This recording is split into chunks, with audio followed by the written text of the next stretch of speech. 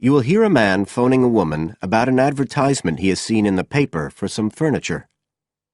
First, you have some time to look at questions 1 to 5.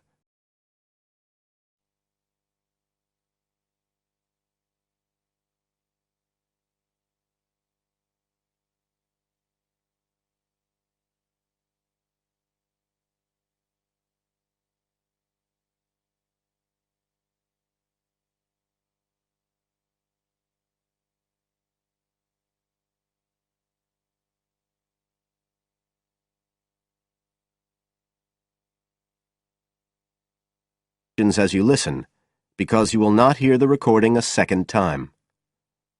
Listen carefully and answer questions 1 to 5.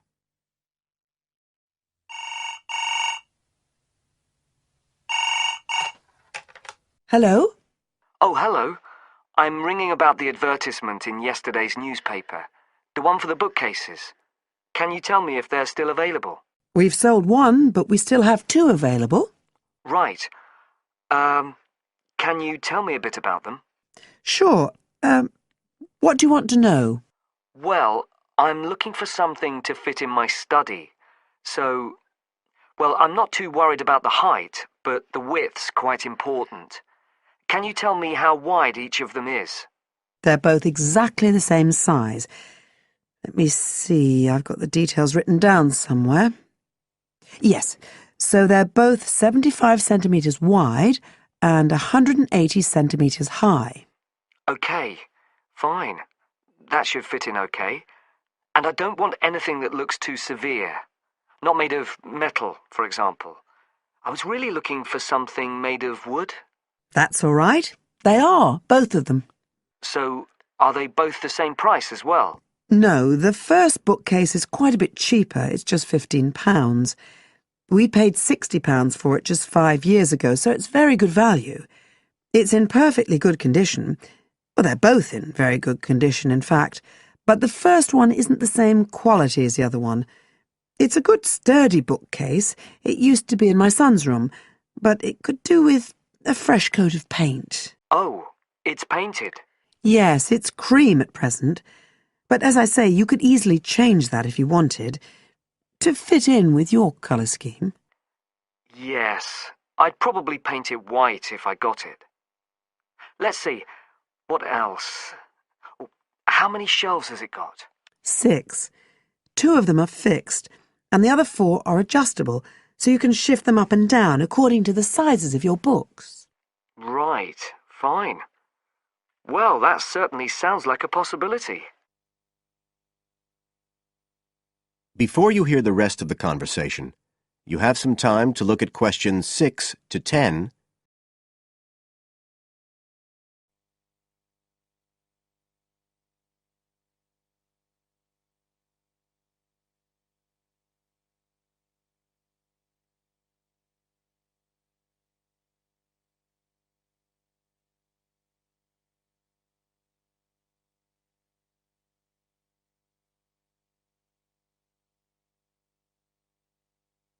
Now listen and answer questions 6 to 10. But the second one's a lovely bookcase too. That's not painted, it's just the natural wood colour, dark brown. It was my grandmother's, and I think she bought it sometime in the 1930s, so I'd say it must be getting on for 80 years old, so it's very good quality. They don't make them like that nowadays. And you said it's the same dimensions as the first one? Yes, and it's got the 6 shelves, but it also has a cupboard at the bottom that's really useful for keeping odds and ends in. Right. Oh, and I nearly forgot to say, the other thing about it is it's got glass doors, so the books are all kept out of the dust. So it's really good value for the money. I'm really sorry to be selling it, but we just don't have the room for it. So what are you asking for that one? £95. It's quite a bit more, but it's a lovely piece of furniture. A real heirloom. Yes. All the same, it's a lot more than I wanted to pay. I didn't really want to go above 30 or 40. Anyway, the first one sounds fine for what I need. Just as you like. So, Is it all right if I come round and have a look this evening? Then, if it's okay, I can take it away with me. Of course. So you'll be coming by car, will you? I've got a friend with a van, so I'll get him to bring me round. If you can just give me the details of where you live. Sure. I'm Mrs. Blake. Blake. That's right. And the address is 41 Oak Rise. That's in Stanton. Okay, so I'll be coming from the town centre. Can you give me an idea of where you are? Yes. You know the road that goes out towards the university? Yes. Well, you take that road and you go on till you get to a roundabout. Go straight on, then Oak Rise is the first road to the right. Out towards the university, past the roundabout, first left. First right. And we're at the end of the road. Got it. So I'll be round at about 7, if that's all right. Oh, and my name's Connor. Connor Field. Fine. I'll see you then, Connor. Goodbye. Goodbye.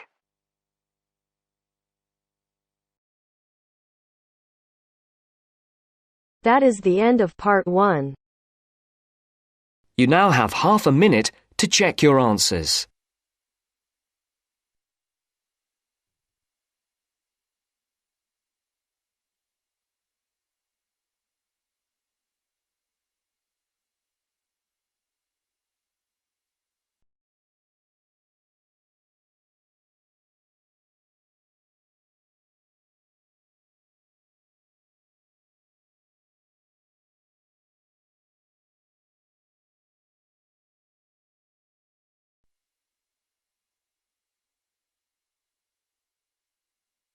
Now turns to part 2. Part 2. Section 2. You are going to hear a lecture about dining services. First, you have some time to look at questions 11 to 14.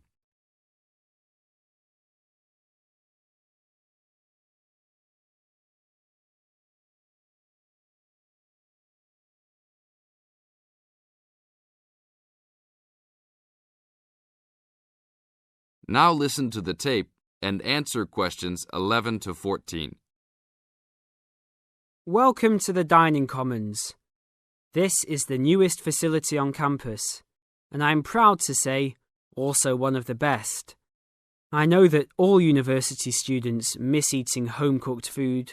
Well, this year, we are hoping to provide students with food and services that will make you feel at home, even without your family. The administration has been listening to the voice of the students. Students gave us frequent suggestions last year as to how we could improve the university. One of the most frequent suggestions was improving the dining options. We have been working hard all summer to come up with ideas that will make student life in the dormitories more pleasant. One of the new options we are offering in the dining facilities is variety in student meals. Last year, there was a set menu for every dinner, so if students didn't like the food, there was no choice. Students had to eat whatever was served. But this new dining facility has 3 completely unique areas, each with a different theme. At every meal, there will be 3 options for students to choose from. For example, there might be Italian food at station number 1, which might consist of pizza and pasta. At station number 2, there would be American food, consisting of hamburgers and hot dogs. At station number 3, there could be vegetarian soups and salads, accommodating all the vegetarians. We hope that with the greater selection of food, all students will find something to their liking. Now look at questions 15 to 20.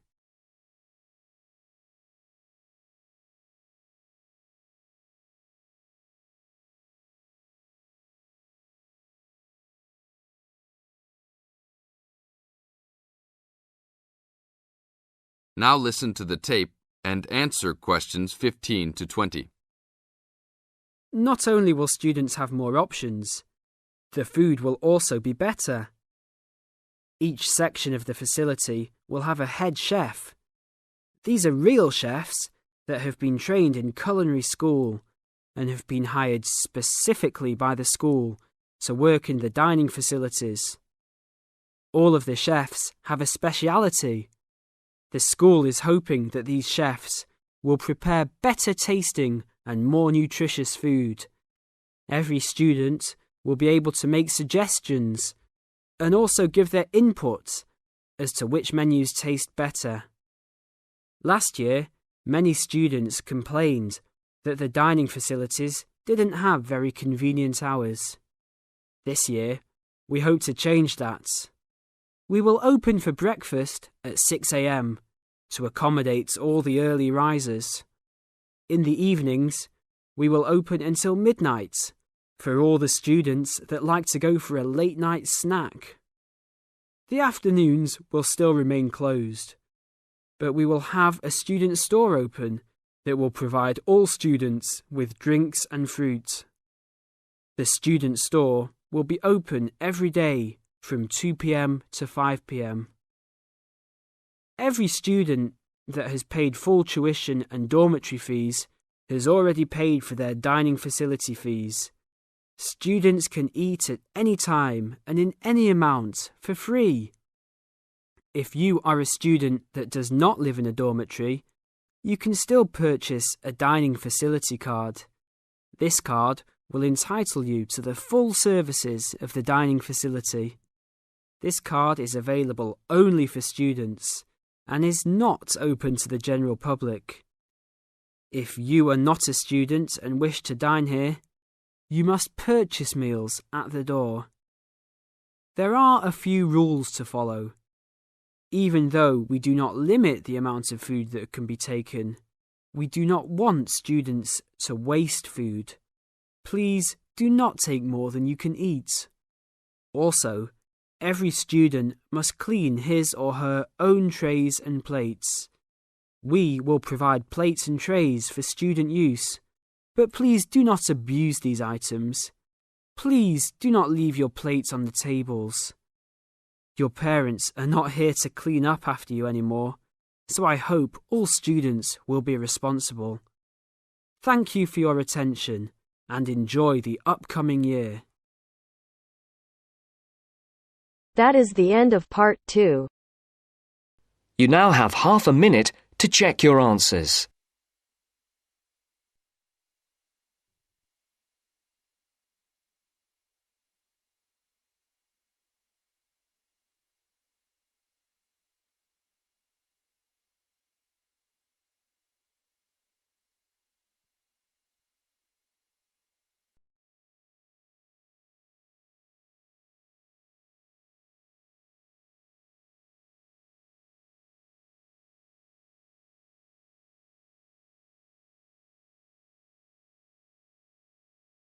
Now turns to part 3.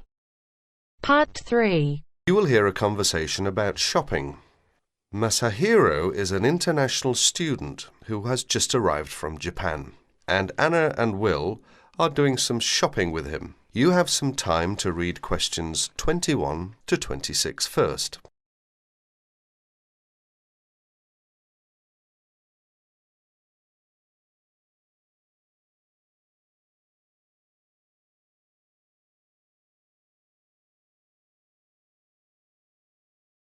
Listen to the first part of the conversation now and answer questions 21 to 26. Here we are, guys. I'm going to stop by Bergner's first. I might just get lucky today. Who knows? Some of their dresses might be on sale. Bergner's? It's a fairly well-known department store, sort of like Penny's. They've got some quality stuff. Do you want to check it out? Why not? I need to get something for Lisa's birthday. She's into name brands. Any suggestions? A Gucci handbag or a Calvin Klein t-shirt might be nice. Designer perfume is another option. Which reminds me, I have a 15% discount coupon for Learners and Pennies. I hardly ever shop at Learners. I'm not that big on women's clothing. I rarely shop at Pennies. So go ahead and use the coupon if you can. Here they are. Thanks a lot, Will. That's really very thoughtful of you. My pleasure, ma'am. Oh no, I was supposed to give Liz a buzz an hour ago. Hope I have a quarter. Need a nickel? Actually, I don't have anything but pennies in change. Does any of you have $1 in change? Sorry, I don't, but I do have 35 cents on me. Will that be okay for the phone call? Great. I really appreciate it. I'll make it quick. Do you guys want to go ahead? We'll wait. Just don't forget us. I won't. Why don't we just meet here in 30 minutes? Sounds good. I guess I'll just look around. Can I help you, sir? No thanks, I'm just looking. Well, just out of curiosity, how much is that necklace? $29.99. Really? My sister's birthday is tomorrow. She loves jewellery. I just wasn't sure I could afford it. You'll find that a lot of our stuff is amazingly affordable. Well, that's certainly nice to know. I'll take it. It's a good choice. I'm sure she'll love it. Let's hope so. Cash or charge, sir? Charge, please. Do you accept Discoverer? Yes, we do. Great. That comes to $31.99 with tax. Please sign next to X. Do you need some help, sir? Well, I'm looking for... Let's see. I've forgotten the name again. It's used to make fresh coffee. A coffee maker? That's right. Well, we have a few in kitchenware, which is upstairs. Thank you. You're welcome. Oh, there you are, Masahiro. What did you get? Just a simple coffee maker. Good choice. And you, Will? Find anything interesting? A necklace for Stephanie's birthday. Lucky her. Did you get anything? Just a couple of silly earrings that I liked. I did a lot of window shopping. That can't hurt. True. Well, do you guys need anything else from this place? One last thing. Oh no, I've forgotten what you call it. Just describe it and we'll probably figure out what it's called. It's a crystal container for flowers with long stems. I need to get one for my mum. Oh, a vase. That's it. They should have a bunch in giftware. Let's go to get one. I'm going to have to stop by Jewel on my way home. Is that okay with you guys? I'm almost completely out of groceries. No problems. I could pick up a couple of things too. Look at questions 27 to 30.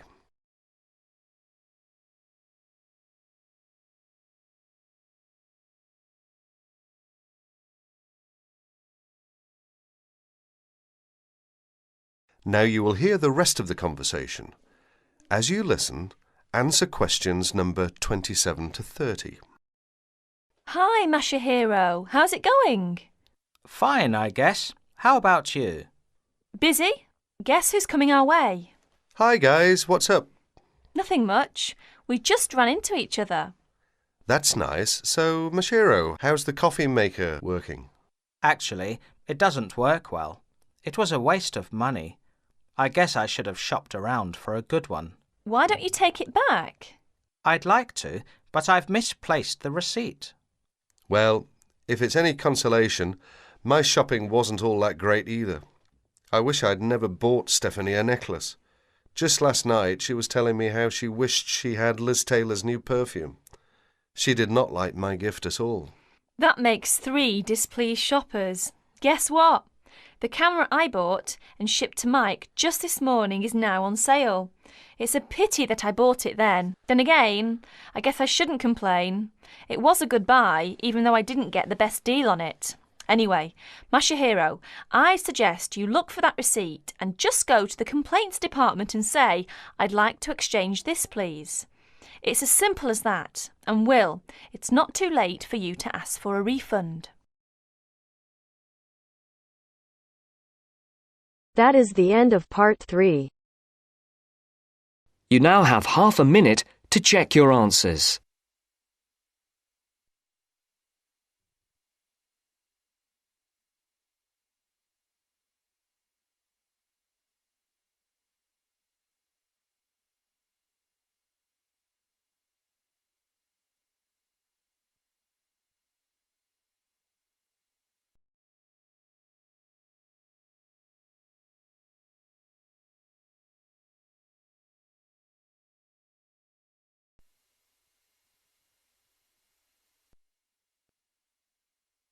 Now turns to Part 4. Part 4. You are going to hear a lecture on William Kidd. First, you have some time to look at questions 31 to 40.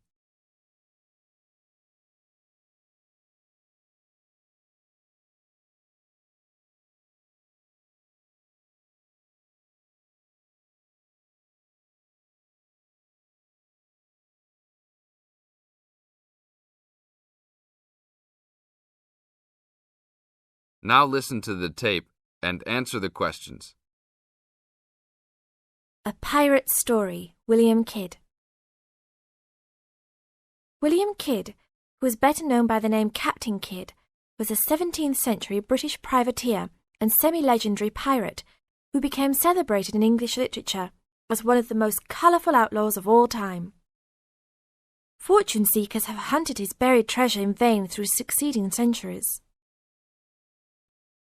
Kidd's early career is obscure. It is believed he went to sea as a youth. After 1689, he was sailing as a legitimate privateer for Great Britain against the French in the West Indies and off the coast of North America. In 1690, he was an established sea captain and shipowner in New York City, where he owned property. At various times, he was dispatched by both New York and Massachusetts to rid the coast of enemy privateers. In London in 1695, he received a royal commission to apprehend pirates who molested the ships of the East India Company in the Red Sea and in the Indian Ocean. Kidd sailed from Deptford on his ship, the Adventure Galley, on February 27, 1696, called at Plymouth, and arrived at New York City on July 4th to take on more men. Avoiding the normal pirate haunts, he arrived by February 1697 at the Comoro Islands off East Africa. It was apparently some time after his arrival there that Kidd, still without having taken a prize ship, decided to turn to piracy. In August 1697, he made an unsuccessful attack on ships sailing with mocha coffee from Yemen, but later took several small ships. His refusal 2 months later to attack a Dutch ship nearly brought his crew to mutiny, and in an angry exchange, Kidd mortally wounded his gunner, William Moore. Kidd took his most valuable prize, the Armenian ship Quedda Merchant, in January 1698, and scuttled his own unseaworthy Adventure Galley. When he reached Anguilla in the West Indies, April 1699, he learnt that he had been denounced as a pirate. He left the Quedda Merchant at the island of Hispaniola, where the ship was possibly scuttled. In any case, it disappeared with its questionable booty, and sailed in a newly purchased ship, the Antonio, to New York City, where he tried to persuade the Earl of Bellamont, then colonial governor of New York, of his innocence. Bellamont, however, sent him to England for trial, and he was found guilty, May 8th and 9th, 1701, of the murder of Moore and on 5 indictments of piracy. Important evidence concerning 2 of the piracy cases was suppressed at the trial, and some observers later questioned whether the evidence was sufficient for a guilty verdict. Kidd was hanged, and some of his treasure was recovered from Gardiner's Island off Long Island. Proceeds from his effects and goods taken from the Antonio were donated to charity. In years that followed, the name of Captain Kidd has become inseparable from the romanticized concept of the swashbuckling pirate of Western fiction. Among other stories concerning caches of treasure he supposedly buried is Edgar Allan Poe's The Gold Bug. That is the end of Part 4. You now have half a minute to check your answers. But if I lay down and I play dead and I stay dead, maybe you'll get sick of being the monster out of my head, under my bed. Think you're something out of my nightmares, seen it right there. But if I lay down and I play dead and I stay dead, then will you get bored of killing me? Silhouettes of you are like a